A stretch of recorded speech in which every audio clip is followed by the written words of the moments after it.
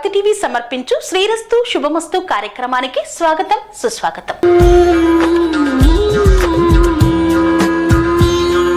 తెలుగింటి తొలి పండగ ఉగాది. ఉగాది పేరు వినగానే అచ్చమైన ప్రకృతి గుర్తొస్తుంది. కోయిలమ్మ ఊసులు, ప్రకృతి పరవశం, నోరూరించే మామూళ్ళు, మల్లెల పరిమళాలతో, మామిడి తోరణాలతో, ముచ్చట గొలిపే రంగవల్లులతో తెలుగు లోకిళ్లలో జరుపుకునే పండగే ఈ ఉగాది. హిందూ మతంలోని ప్రధాన పండుగల్లో ఉగాది ఒకటి. తెలుగు క్యాలెండర్ ప్రకారం ప్రతి సంవత్సరం చైత్రమాసం శుక్లపక్షం పాడ్యమి తిథి నాడు తెలుగు నూతన సంవత్సరం ప్రారంభమవుతుంది. ఈ ఏడాది మార్చి 30వ తేదీన ఉగాది పర్వదినం జరుపుకోనున్నాం. ఉగాది అంటేనే ఆనందం, ఆశలు, కొత్త ప్రారంభాల పండగ. వివిధ ఆచారాలు, సాంప్రదాయాలతో జరుపుకుంటారు ఉగాది పర్వదినాన్ని. అసలు ఉగాది పండుగను ఎందుకు జరుపుకోవాలి? ఈ పండగ ఎప్పుడు ప్రారంభమైంది? ఉగాది చరిత్ర గురించి ఇప్పుడు తెలుసుకుందాం. ఉగాది అంటే యుగానికి ఆది అని అర్థం. అందుకే ఈ పండుగకు యుగ ఆది, యుగాది లేదా ఉగాది అనే పేరు వచ్చింది. తెలుగు పంచాంగం ప్రకారం వచ్చే చైత్రశుద్ధ పాడ్యమి నాడు కృతాయుగం ప్రారంభమైంది కాబట్టి ఆనాటి నుండే చైత్రశుద్ధ పాడ్యమి రోజున మనం ఉగాదిగా జరుపుకుంటాం. కాలక్రమేణా అదే ఉగాది పండుగ అయ్యింది. శ్రీ మహావిష్ణువు వేదాలను అపహరించిన సోమకుని వధించి ఆ వేదాలను బ్రహ్మదేవునికి అప్పగించిన శుభ తరుణాన్ని పురస్కరించుకొని విష్ణువు ప్రీత్యర్థం ఉగాది పండుగ జరుపుకోవడం ఆనవాయితీగా వచ్చిందని పురాణ ప్రతీతి.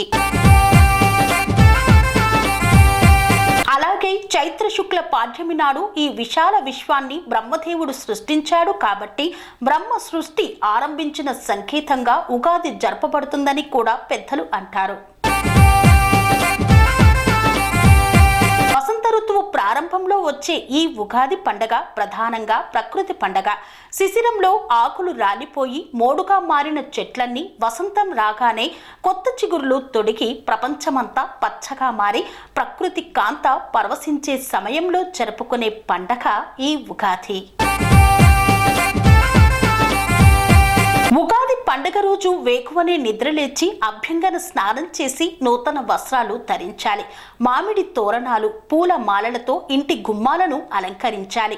పూజా మందిరాన్ని శుభ్రం చేసుకొని గణపతి, లక్ష్మీదేవిని, ఇష్ట దైవాన్ని కులదైవంగా ప్రతిష్ఠించుకోవాలి. దీపారాధన చేసి అష్టోత్తర శతనామాలతో ఇష్ట దైవాన్ని పూజించాలి. ఈసారి ఉగాది ఆదివారం వచ్చింది కాబట్టి ఈ రోజు సూర్యునికి ఆర్ఘ్యం ఇవ్వడం, ఆదిత్య హృదయం పారాయణం చేయడం వలన మంచి ఆరోగ్యం చేకూరుతుందని విశ్వాసం. ఉగాది పండుగలో ప్రధానమైనది ఉగాది పచ్చడి. తీపి, కారం, చేదు, పులుపు, వగరు, ఉప్పు వంటి షడ్రుచుల సమ్మేళనమే ఈ ఉగాది పచ్చడి. ఇందులో తీపి కోసం బెల్లం, వగరు కోసం అప్పుడే వస్తున్న లేత మామిడి పిందెలు, పులుపు కోసం చింతపండు, రుచి కోసం ఉప్పు, చేదు కోసం లేత వేప పువ్వులు, కారం కోసం పచ్చిమిరపకాయలు వేసి ఈ ఉగాది పచ్చడిని తయారు చేస్తారు. ఇలా పచ్చడి చేసుకోవడం వెనక గల అంతరార్థం ఏమిటంటే ఈ సంవత్సరం అంతా మన జీవితంలో ఎదురయ్యే కష్ట సుఖాలను సమానంగా స్వీకరించగల స్థిత ప్రజ్ఞతను సాధించడమే. ఉగాది పచ్చడిని దేవుని వద్ద ఉంచి పూజ చేసి పిండి వంటలు, మహానైవేద్యం సమర్పించాలి. అనంతరం కుటుంబ సభ్యులంతా మొదటగా ఉగాది పచ్చడి స్వీకరించాలి. అనంతరం బంధుమిత్రాదులతో కలిసి విందు భోజనాన్ని ఆరగించాలి. మన పండుగలు, ఆచారాలు, సంప్రదాయాల వెనుక ఎంతో శాస్త్రీయత దాగి ఉంటుంది. ఆరోగ్యపరంగా చూస్తే వసంత ఋతువు ప్రారంభంలో వచ్చే కొన్ని రకాల వ్యాధులకు విరుగుడు ఈ వేప పువ్వు వేసి చేసిన ఉగాది పచ్చడి. మామిడి చెట్టుకు కొత్తగా వస్తున్న మావి చిగురులు తిని కమ్మగా గానం చేసే కోయిలల గానం వసంత ఋతువు ఆరంభాన్ని తెలుపుతుంది. ఇక ఉగాది సాయంత్రం తెలుగు రాష్ట్రాలలోని అన్ని ఆలయాల్లో పంచాంగ శ్రవణం కన్నుల పండుగగా జరుగుతుంది.